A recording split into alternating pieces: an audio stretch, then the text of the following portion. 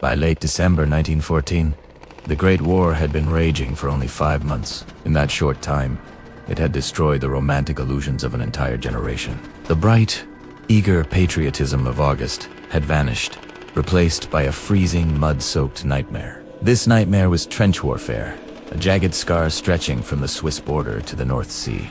It was a stalemate, where millions of men lived in holes in the ground, sharing their existence with rats, lice, and the constant, terrifying thud of artillery shells. The landscape of Flanders had been transformed into a cratered moonscape of grey slime and shattered trees. For the soldiers of the British Expeditionary Force and the German Imperial Army, the war was no longer about glory or empire. It had become a grim exercise in endurance, a daily battle against frostbite, trench foot, and the sniper's bullet. The enemy was often just a faceless shape in the mist, or a voice shouting orders in the dark. They were dehumanized monsters, who propaganda claimed were capable of unspeakable atrocities. The winter of 1914 had been especially cruel. Torrential rains turned the trenches into waist-deep canals of freezing water. Then, a sharp, biting frost hardened the mud into jagged ridges, turning the battlefield into a white, silent tomb. Yet, as Christmas Eve approached, a strange and unexpected shift began to occur. This subtle change didn't come from the generals in their warm chateaus miles behind the lines. It came from the common soldiers, shivering in their dugouts. It began on the night of December 24th. The night was crisp and clear, with a frost that made the barbed wire sparkle in the moonlight. British sentries, huddled in their greatcoats, blowing on their numb fingers, heard something drifting across the frozen expanse of no man's land. It made them stop and listen, expecting a trick or a prelude to an attack. But it wasn't the sound of rifles being cocked or wire cutters snapping. It was the sound of singing.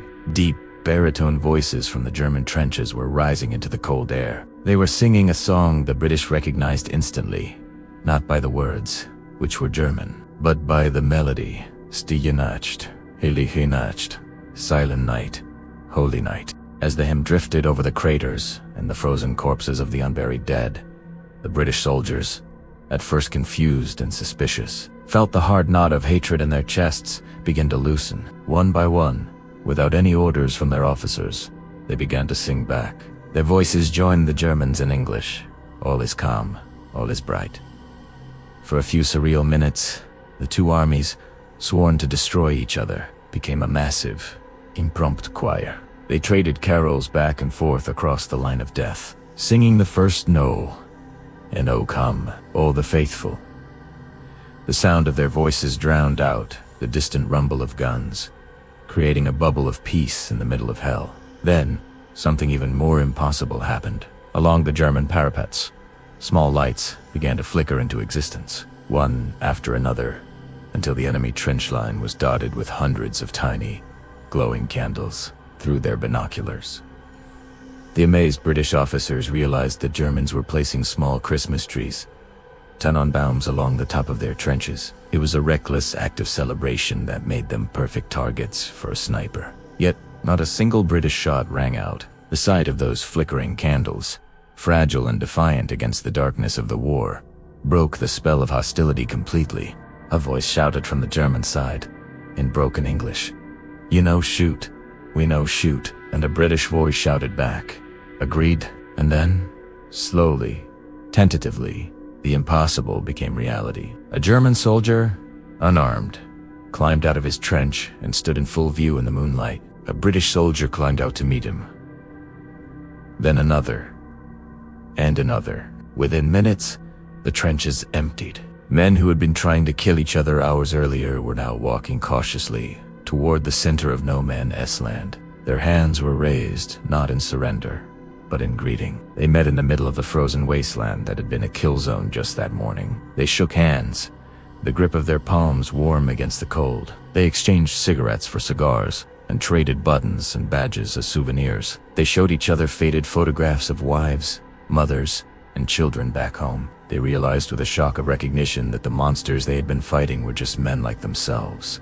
Fathers who missed their kids, sons who wanted to make their mothers proud, factory workers and farmers who just wanted the war to end. They communicated in a mix of broken English, German, and sign language, laughing at the absurdity of their situation. They shared bottles of schnapps and plum pudding sent from home.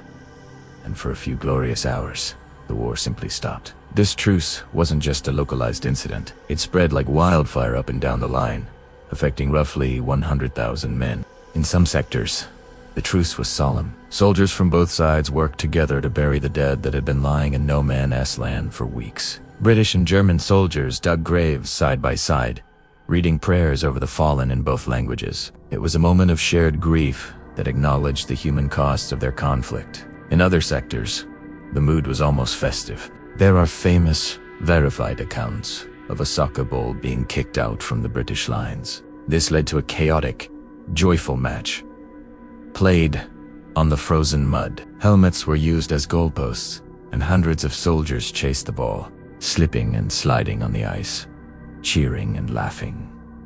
The score was irrelevant. The victory was the game itself. One British soldier wrote in a letter home, "It was the most wonderful Christmas I have ever had. We were laughing and chatting to the Germans as if we had known them all our lives."